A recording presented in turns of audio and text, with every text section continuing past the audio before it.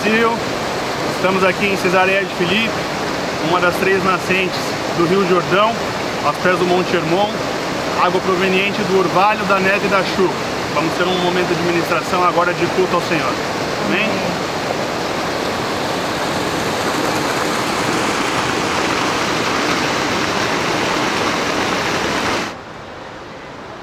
É as fontes de Bânias, nascentes do Hermon. E aqui foi feito um templo dedicado a Pan, a grande caverna.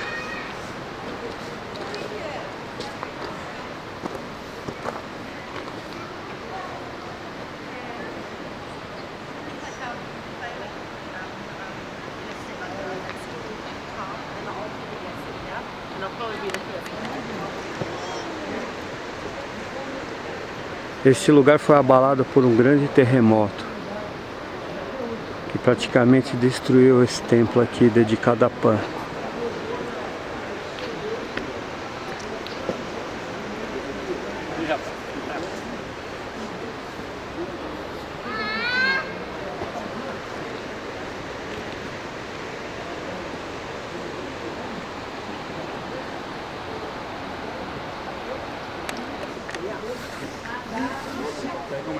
Meus amados irmãos, estamos aqui em Cesareia de Filipos, em Bânias, aonde nós encontramos o templo de todos os deuses. Foi aonde Jesus, encontrando seus discípulos, perguntou: quem dizem os homens que eu sou? Então os discípulos começaram a falar, um que era Elias, outro João Batista, ou outro um dos profetas. E então Jesus retornou a palavra e perguntou a Pedro: e vocês, que dizem que eu sou? Então Pedro respondendo disse: tu és o Filho de Deus, é o Messias que haveria de vir ao mundo. Essa foi a revelação que Pedro fez, não como homem, mas como o próprio Jesus disse, o próprio Deus revelou a Pedro esta afirmação. E Jesus disse: então eu te digo que tu és Pedro, e sobre esta pedra edificarei a minha igreja, e as portas do inferno não poderiam prevalecer contra o reino de Deus. Daí nós vemos que assim como tinha os templos dos deuses, Deus Pan, Deus César Augusto e tantos outros, todos eles hoje são simplesmente ruínas, mas o Evangelho e o nome do Senhor continua triunfante durante todo esse tempo, no sonho de que a igreja aguarda o dia em que Jesus virá para levar a sua igreja para o eterno encontro com o noivo, e estaremos no céu com o Senhor. A igreja será vitoriosa, a igreja continua vitoriosa, em nome de Jesus. Deus abençoe. Amém.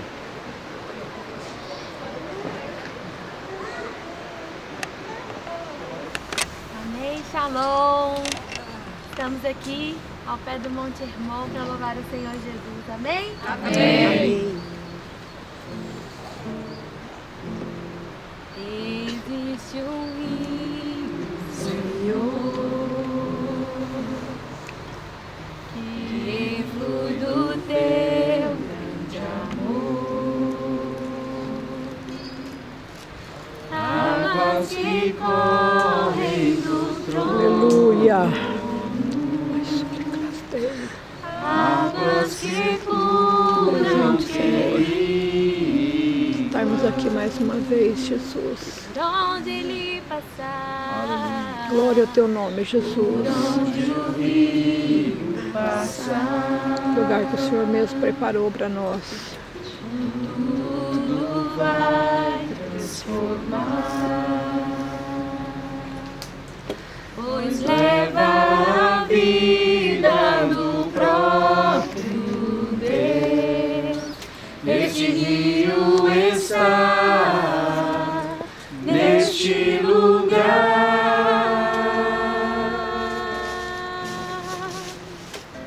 Quero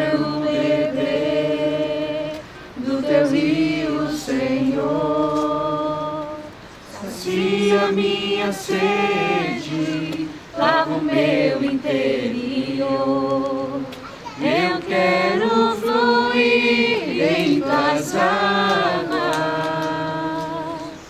eu quero beber da tua fonte, fonte de águas vivas. Tu és a fonte, Senhor.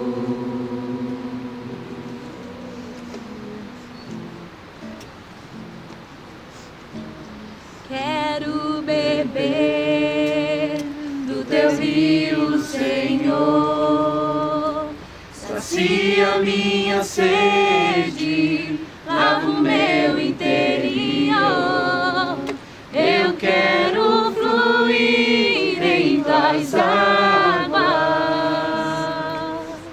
Eu quero beber da tua fonte, fonte de águas vivas. Tu és a fonte, Senhor. Aleluias. Amém? Amém. Uma alegria, né, tê-los comigo aqui como pastor, essa amizade gostosa, esse amor que nos une, essa comunhão gostosa, que a gente vai viver eternamente no céu. Amém. Então aqui a gente está ensaiando ainda para viver no céu, não é verdade? Estamos mais ou menos distante de Cafarnaum, a uns 100 quilômetros. Mais um pouquinho ou menos um pouquinho. Estamos bem distante, onde o Senhor Jesus estabeleceu o seu quartel-general, ali juntamente com Pedro. E então podemos calcular, pensar um pouquinho o tanto que Jesus andou a pé para chegar até este lugar. Eu estava conversando um pouquinho com o nosso guia, o Mochico, logo de manhã, e ele perguntou para mim o que eu iria ministrar aqui nessa tarde. Eu disse para ele, eu vou falar um pouquinho, ministrar um pouquinho sobre o capítulo 17 de Mateus. Usando as palavras do Mochico, ele disse assim: em tantos anos que eu tenho de guia aqui em Israel, eu não ouvi ainda nenhuma vez alguém ministrar nesse lugar sobre o capítulo 17 de Mateus. Então, eu quero procurar satisfazer, entendeu, o seu coração e o coração do Mochico. Quem trouxe a Bíblia, Mateus capítulo 17, em nome de Jesus.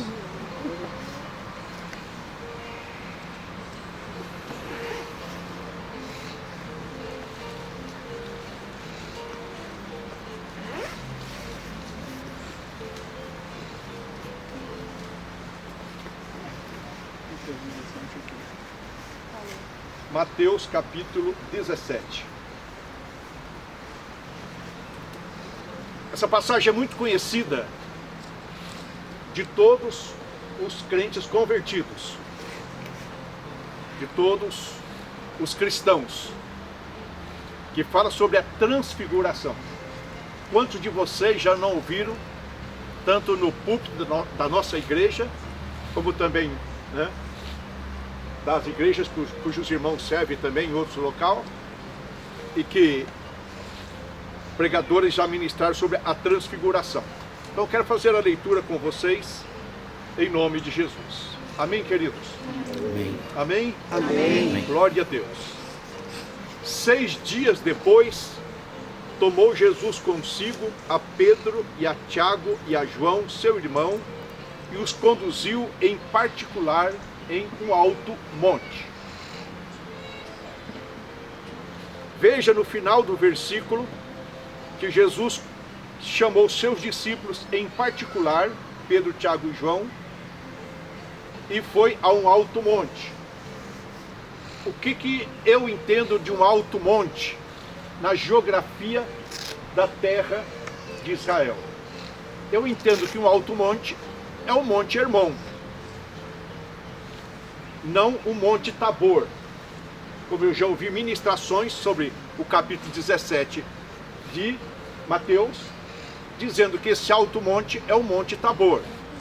O alto monte é o Monte Hermon, porque o Monte Tabor deve ter aí 320 ou 520 metros de altitude, mas o Monte Hermon, ele tem 2.820, 8.870 metros de altitude. Então esse é um alto monte, aqui na terra de Israel.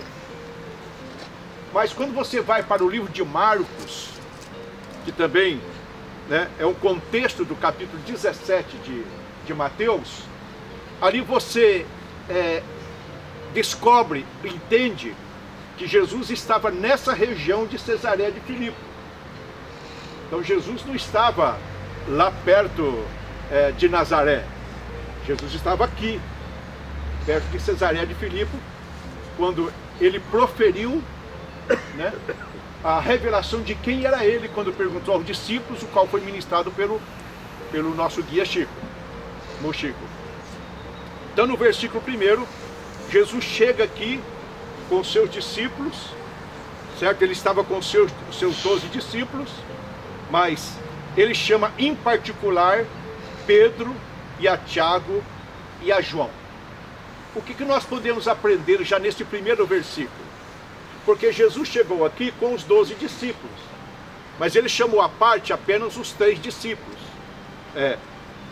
Pedro, Tiago e João. Quando você lê todo o Evangelho, tanto Mateus, Marcos, Lucas e João, e Jesus ele chega ao Getsemane, você pode observar na leitura que esses mesmos 3 discípulos, Jesus chama à parte para estar em oração com ele, naquele momento do Getsemane, no momento também da agonia, no momento de suar grandes gotas de sangue. Então, meus irmãos, Deus, né, o Senhor Jesus, ele sempre tem aqueles que são mais íntimos dele. Jesus sempre teve aqueles que foram mais chegados a ele. Jesus sempre teve aqueles que o buscaram mais do que outros. Por que eu digo isso para vocês?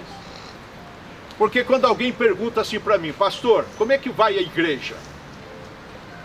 Eu respondo de 3 maneiras. A primeira eu digo assim, a igreja vai bem. Da segunda maneira, vai mais ou menos. E a terceira, não vai bem.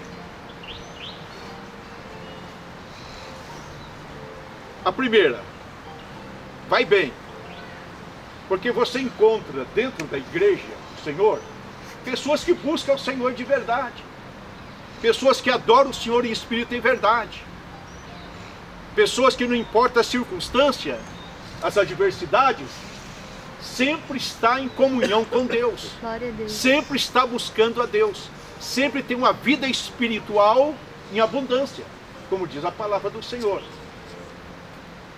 Segunda resposta, mais ou menos. Porque dentro da igreja tem crentes que vivem uma vida mais ou menos. Não conseguem ter uma vida plena no Espírito Santo. Sempre tem uma vida um dia lá, outro dia aqui, tal, sempre constante, não é sempre constante. E a terceira resposta, não vai bem. Porque muitos dentro da igreja ficam ali tempo e não conseguem, entendeu, se salvar. Não conseguem entender a fé, não consegue entender o plano da salvação. Então veja que Jesus chamou aqui os 3 discípulos, Pedro, Tiago e João. Só que dos 3 discípulos, Pedro, Tiago e João, Jesus tinha um mais chegado ainda. Quem era o mais chegado? Era João. Por que João era o mais chegado? Bom, João era o menino. João era o discípulo mais novo dos 12. João, ele foi chamado por Jesus do discípulo amado. Então quem chamou ele de discípulo amado foi o próprio Jesus, o discípulo amado. Agora, por que ele era amado? Jesus não amava os outros? Certamente. Agora, por que ele era chamado de discípulo amado? Certamente João, né, ele buscava o Senhor. E a Bíblia diz que João, ele sempre estava assentado do lado esquerdo de Jesus. Glória a Deus. O lado esquerdo é o lado do coração. É aquele que reclinava a cabeça no peito de Jesus para ouvir a batida do seu coração. Eu digo mais ainda, que João teve a oportunidade de ouvir o coração de Deus bater. Aleluia! Glória a Deus. Então foi o discípulo amado, João. E foi o discípulo que mais viveu. João não morreu martirizado. A história diz que João morreu de velhice. Não é verdade? E ele teve o Evangelho de João, que levou o seu nome, as 3 cartas de João, que levou o seu nome, e recebeu a revelação do Apocalipse, lá na ilha de Pátimos, onde já estivemos ali algumas vezes. Então João foi um discípulo chamado o discípulo do amor. Meu querido e amado irmão e irmã, que nessa viagem, que ainda falta mais uma semana, o Senhor possa nos batizar com amor. Amém. Derramar o seu amor em nossos corações.